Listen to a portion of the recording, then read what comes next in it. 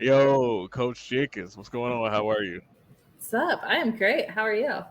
Welcome back to another episode of 𝗖𝗥 podcast, where I am taking over for these next few episodes to be Robbie Jenkins. But nobody can be Robbie Jenkins but Robbie Jenkins. But that being said, we are going to get into. So we got this video from one of my favorite content creators on TikTok, 𝗖𝗔𝗩𝗘. So let's get into it. See what Oh Joey's boy. got for us.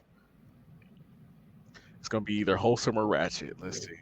Oh This no. is a wholesome story for anybody who goes to the gym. So I started lifting about 5 years ago. I think it was this summer before my senior year. I was on a budget, so I just decided to go to my nearest YMCA. I remember during the first year that I started lifting, I attempted to hit 135 on bench. So I got the first rep up, but on the second rep I failed, so I let the weight rest on my chest. That's And okay. this larger guy at the gym, probably in his late 30s, early 40s, lifted the weight off my chest like it was nothing. I re-racked it and just walked away. Didn't say anything to me, just walked away. I think I mustered a thank you, but I was too embarrassed to say anything else, so just let it be. Now, over the next 5 years, we would cross paths occasionally at the gym. I'd be off to college in Florida for most of it, so on the holidays is really when I'd see him, but we usually would just nod or wave at each other, nothing more. But today was my last day at this gym before I permanently moved to Philadelphia. So naturally, to celebrate, I attempted to hit 315 on bench for one rep. I needed a spotter, and the only person at the gym was this guy. So he spots me, and I hit the weight for one rep. I get it up, I re-rack it, I sit up, and he looks at me, and he says, "I still remember when I pulled 135 off your scrawny ass 4-something years ago. And look at you now. You've really put in the work, kid." That's awesome. I didn't have the Yeah. heart to tell him that it was my last day, but wow. That's All right, awesome. this is a wholesome story for anybody who goes to the gym. So I That's started so lifting about good. 5 years ago. I think it was this summer before my. There we go. Yeah, no, Joey Swole is awesome, and I love that they tap into things like this. And I think this goes directly into the topic of the day. The process being the way. It's obvious Yeah. that that kid did not skip the process, and along No. the way, he had a great gym pal that had been around the gym for 4 years. They didn't even interact, and then all of a sudden he's there. You know what I mean? And sometimes we just need that strength and that encouragement of somebody that's there to help lift us up and lift that potential weight that might crush us if we don't get it up off of our chest. And I don't know, when we thought about the process is the way, how has the process and how have people helped you along that process? Because instant gratification, I feel like, can get in the way and really affect our lives in a negative way. So what has been your process with it? Yeah. I mean, so we live in the world right now of like Amazon Prime. I order it, get my stuff tomorrow, sometimes the same day. 2 days max. I have to wait a week for something to get processed and shipped to my house. I'm angry. It's like what is taking so long? But like that's crazy. It's crazy because we're learning or we're missing the ability to learn so many valuable life lessons. One of those being patience, Yeah. and then just consistency and hard work and the value of all of that. And I can remember when I first started competing, I, you know, being a young competitor and being very immature, like I really wanted to win and I wanted to get from point A to point B super fast. And like that was how I was wanting it to go. And like here we are 3 years later, like I'm still not a pro. And now sometimes I question, going the traditional bodybuilding route versus now am I going on a little bit of a different path with it? But like the thing is if you can't fall in love with the process, you're going to have such a hard time because there are going to be so many days where things become very mundane. They can seem very boring and they can also seem like it's going nowhere and it's all for nothing. Yeah. But you have no idea what it's going to look like way down the road. Yeah. One of my favorite sermons that I listened to recently was a series by Transformation Church, and I think I've been tagging and putting some of their stuff in my content lately. And they literally had this one sermon, and it was called "Here is Holy." And even if you're not a religious person, like the concept of it is still a very beautiful thing. And they talk about how we are always so worried about getting to there that we never focus on here. We never focus Yeah. on what are the steps that we need to take here. what is the character I need to develop here? What are the things that I need to do here? So that way, when there comes, I'm ready for it. That's Right? huge, because the happiness and the joy is here. It's not Exactly. there. Exactly. And a And lot I of people think, miss that. yeah.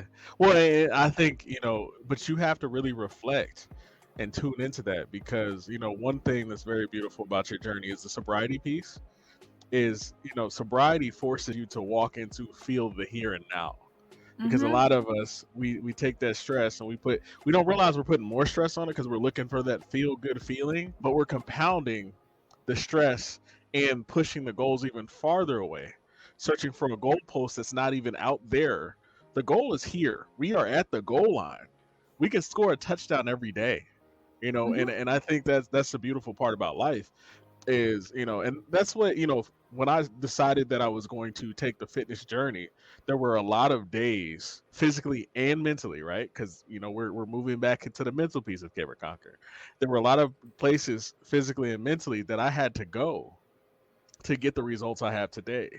Because Mm-hmm. sometimes it's hard, right? Because I think people, they forget, like they're like, oh yeah, genetics, these things, and I'm like, those things, that's not real. Are there certain elements that can be more tuned? Yes, but I had to get there. As much as somebody has, the ability to add muscle, they have also the ability to add an extra amount of fat. You know Yep. what I mean? Like, I've seen Marines that, like, you look at him, you like, he was a Marine. You know what I mean? And then you see this chiseled person of that person, and a lot of times they caved and they gave up, and they didn't ratchet and bring it back, right? And that's the cool thing about grace. I'm glad you mentioned Transformation Church, um, because grace is going to help you get there and understand that the process is the way, Mm-hmm. and really help you refocus and get back in the race. So Yeah. that's extremely The important. thing is, like, with the process is you're going, like, failure and loss is part of the process, and that's something that other people 100%. don't get. And because of things like Instagram, all these people putting their get rich quick schemes, make your business a 6-figure business in 2 weeks, like, stop. Like Yeah. people need to go on their journey, because the thing is a lot of times that amount of success, like wherever your character is at the moment, it could not handle that. So even if you Yeah. became that successful, the character that you contain, you'd lose it. You'd lose it Yeah, quickly. because there's a lot of lows there too. Because Yeah. on those success levels, it's a constant high, and then usually the lows are even lower, Mm-hmm. because that high is not a sustainable high. And if you Nope. don't have, you're right. If you don't have the character to sustain it, it's just all gonna go to the wayside eventually anyway, Or even the right? character to understand that Yeah, that's although true. you're gonna go through these highs, like you still have to go through the troughs, and that's part of it, and you have to navigate through it. And the thing is when you have an understanding of that, and a very level understanding of realizing that just as much as the highs are part of the process, the lows are part of the process, everything in between is part of the process. Once you start finding where you can pick things in each phase, and you can learn from them and you can grow from them, like, you can ride that wave so much smoother, you can learn so much faster, you can fail faster and more gracefully, and then, like, you can get back up and go to the next thing. Yeah, and along the way, you learn healthy ways, to celebrate your accomplishments. So, I think it taps into, how have you been able to transition how you look at accomplishment in a realm that's not tied to instant gratification. So for me, it's, I record a lot of things as I go through it. So for instance, with posing, right? So I made sure that when I first started, I started putting videos of when I first started posing on Instagram. And I actually had a girl in the gym the other day tell me that she loved that I did that, because she even remembered in one of my posts when I first started that I'm like, this is really bad, but one day, like, if I keep doing it, I'm gonna be good, and I'm gonna look back at this, and then I'm gonna see how far I came, and I'm gonna be glad that, like, I was able to post the whole entire journey.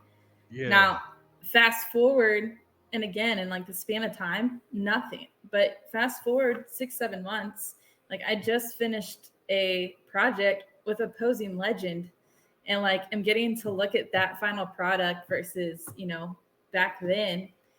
And the thing was, is if I couldn't appreciate because I had moments where something would click and a transition would get smooth and I would get excited. And then I would have a stall for a couple weeks. Couldn't come up with anything new. Movements weren't clicking. Like it would take me 2 hours to figure out 50 seconds worth of a routine. And I All would the literally be in setbacks. O2. Yeah, I'd either be in O2 Fitness or I'd be in my studio apartment because I was still too embarrassed to go out in public and do this stuff. Or I'd be at like O2 Fitness, just like ready to bash my head into the floor because like I can't figure it out. But then if I realized like I could breathe through that and be like, this is part of it. Like this is testing me. This is saying, how bad do you want this? Mm-hmm. Like if you give up now, you're never going to get where you're going to go. Like you have to hang in, you have to dig into it, you have to keep going, you have to embrace the suck, and you have to realize if you keep at it, you keep chipping away at it, eventually you're going to come out, you're going to get a little bit better. And like over time, those were the phases I went through. Something would click, I would get on like a creative high, I could start knocking stuff out, and then poof, everything would slow back down again. I'm like, crap, I feel like I'm getting nowhere. And then eventually something would click, be on like another creative high, start getting a little bit better, poof, it hit another plateau. That's awesome. Well, and, you know, I think that's beautiful because you also realize, I feel like, at least I can speak for myself, I start to pick up the tools that I know are going to get me back on the horse, that are going Yeah. to get me back on the path to my goals. And sometimes it's, you know, getting on here and podcasting with Robbie Jenkins or Sean or, you know what I'm saying, Trajan Moore, you know, getting on here with my people to kind of get the juices rolling. You know what I mean? Because now I'm in a facilitation mode, right? I'm kind of all over the place. Sometimes it's like, okay, this is a lot. You know, we just talked about how, you know, a lot of times I get up at 2 in the morning to record an episode with them. And then at night I do this and I got to go to work and I got to do all the things and still go to the gym and make those things happen. And sometimes it's hard to reflect on those things, right? Because they feel like setbacks. Because you're like, I feel like I'm getting nowhere. Even Mm-hmm. though, you know, when you get in that mode and you're executing, you might accomplish more in 24 hours than most people accomplish in a month, right? And so it's important to learn from those things and continue to move forward, and that's huge. What ways have you learned to, you know, when you get in that low part, what pulls you forward? Is it the friends? Is it the pup? Like, you know, what is your go-to to drag yourself out of there? Honestly, it's just been my faith more than anything. Okay.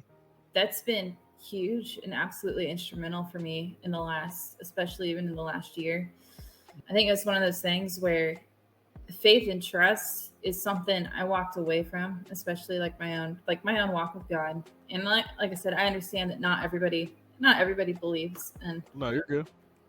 but for me and in my journey, being able to realize that all of these things are just phases, and that as long as I continue to get up and I continue to do the right thing and I continue to make movements that are, I know, going to progress me forward, at some point I'm going to get through that phase. And, it's faith initially was the majority of it.